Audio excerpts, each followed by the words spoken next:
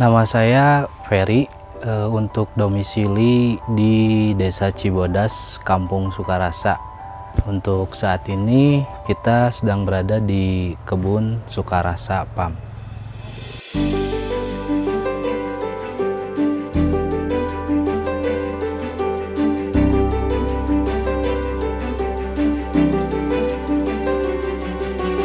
Profesi saya sebagai penyuluh pertanian.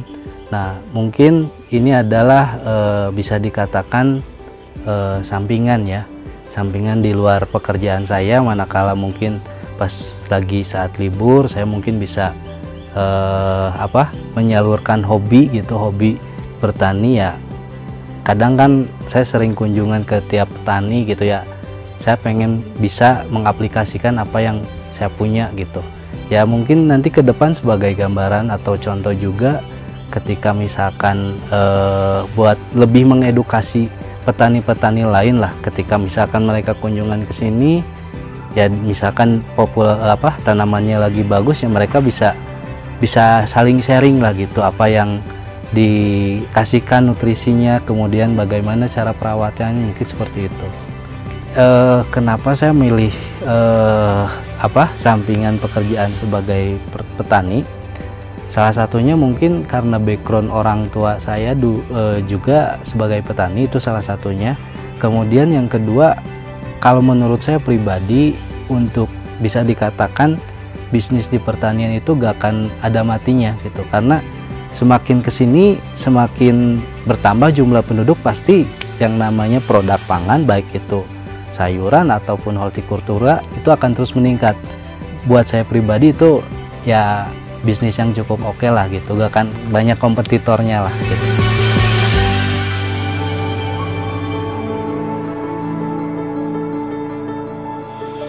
Untuk saat ini saya mencoba untuk budidaya di tomat bib. Kenapa di tomat bib? Salah satunya karena untuk saat ini untuk peluang pasarnya itu masih terbuka, bisa dibilang itu minim di kompetitornya. Untuk SOP daripada tomat bib ini adalah salah satunya itu harus pakai naungan atau greenhouse. Nah, kita udah coba tanam di lapangan, ternyata hasilnya tidak maksimal gitu. Nah, syarat mutlak mungkin salah satunya kita harus beralih ke greenhouse. Saya udah berjalan di 3 tahun sampai sekarang.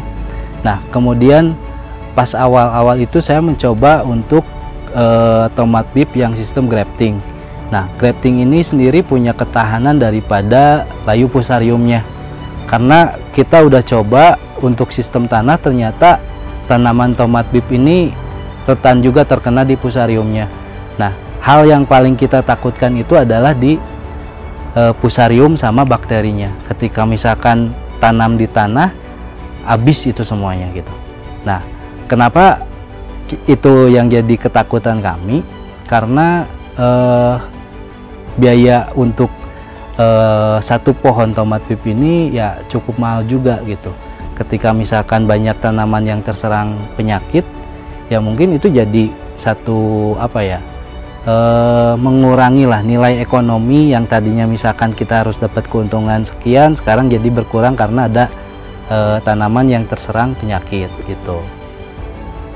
Untuk pemeliharaan rutinnya itu sendiri biasanya setiap hari penyiraman juga pemupukan itu udah langsung dibantu sama sistem gitu, dengan sistem yang terjadwal. Misalkan saya pengen per hari itu misalkan 3 kali penyiraman dengan kapasitas air atau nutrisi per harinya 1 liter, itu saya tinggal set per hari itu, misalkan per 1 kali ngasihnya itu berapa mili gitu. Itu bisa terjadwal seperti itu. Selain itu juga untuk kerjanya itu bisa serentak gitu, beda sama kalau misalkan sistem hidroponik seperti ini. Ketika misalkan saya pakai tenaga orang, itu mungkin penyiraman bisa membutuhkan waktu 1 hari, tapi kalau misalkan dengan sistem itu bisa serentak semuanya. Bahkan kalaupun misalkan saya lagi di luar kota, ternyata suhu lingkungannya itu lagi panas-panasnya, saya pengen ngasih nutrisi tambahan, saya tinggal jalankan di luar, itu udah bisa gitu. Sementara untuk proses pemeliharaan berikutnya seperti pewiwilan, kemudian juga penyemprotan, itu masih menggunakan tenaga manusia.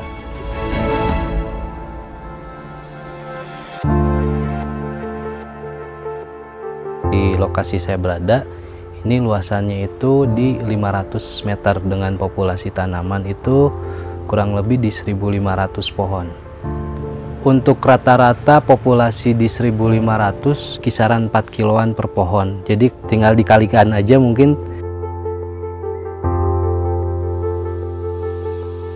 Yang kita kirim itu adalah tomat yang on grade untuk yang kelas supermarketnya, sementara untuk yang C-nya itu sendiri itu kita kirimkan ke pasar gitu. Siapa aja yang minta kita kasih yang grade C-nya. Nah, untuk yang grade AB-nya kita masukin ke packing house untuk ke pasar modern. Nah, biasanya untuk yang on grade-nya sendiri itu yang udah itu kita baru bisa mencapai di 3 kilo per pohon.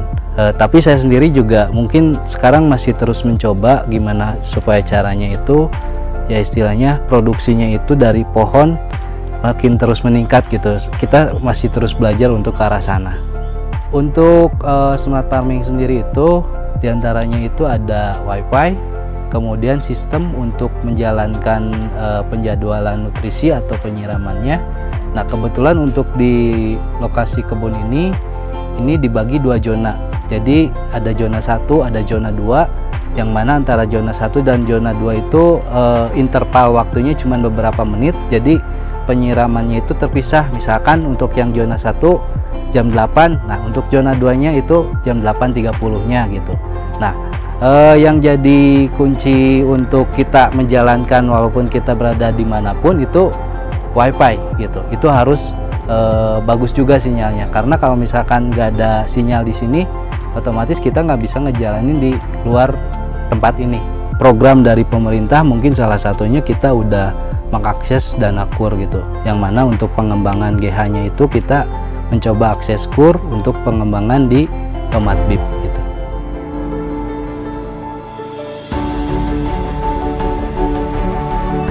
Pertanian itu bisa pakai sistem gitu. Kalian bisa dari rumah, dari kantor, dari manapun itu bisa kontrol lewat HP gitu. Cukup klik di HP, semua udah jalan langsung.